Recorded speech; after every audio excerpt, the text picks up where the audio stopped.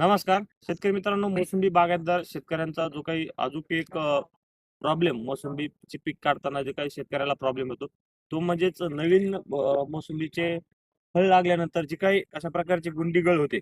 आता हे तुम्ही पाहू शकता एका झाडाची जी काही खाली आहे, अशा प्रकारे गुंडीगळ झालेली आहे. छोटं गुंडीसारखे फळ असताना जी काही गुंडीगळ होते, यासाठी शेतकऱ्यांनी कोणती फवारणी घेतली पाहिजे किंवा काय उपाय केले पाहिजे या व्हिडिओमध्ये पाहणार आहोत.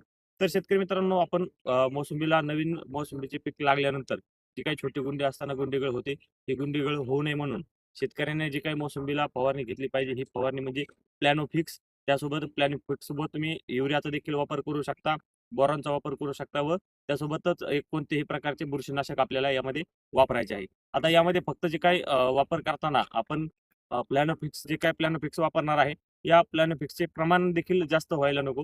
कारण शेतकरी मित्रांनो, तुम्ही जर प्लॅनोफिक्सचे प्रमाण मर्यादेपेक्षा जास्त ठेवले, तर या प्लॅनोफिक्समुळे देखील जास्त प्रमाणामध्ये आपली फळगळती होत असते. त्यामुळे प्लॅनोफिक्सचे जे काही प्रमाण आहे, हे आपल्याला मर्यादेतच ठेवायचे आहे. जर तुम्ही 200 लिटरच्या टाकीमध्ये एकत्र पाण्यामध्ये प्लॅनोफिक्स कालवणार असाल, तर 200 लिटर पाण्यामध्ये फक्त शेतकरी मित्रांनो 30 एम-एल प्लॅनोफिक्सचा वापर आपण करायचा आहे.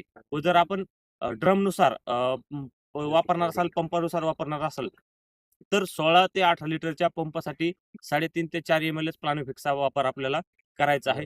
जर यापेक्षा जास्त वापर तुम्ही जर प्लॅनोफिक्सचा तुमच्या फवारणीसाठी केला, तर तुमची गुंडी गळ थांबण्याऐवजी जास्त मोसंबीची गळ होण्याची शक्यता असते. त्यामुळे प्रमाणातच प्लॅनोफिक्सचा वापर करायचा आहे.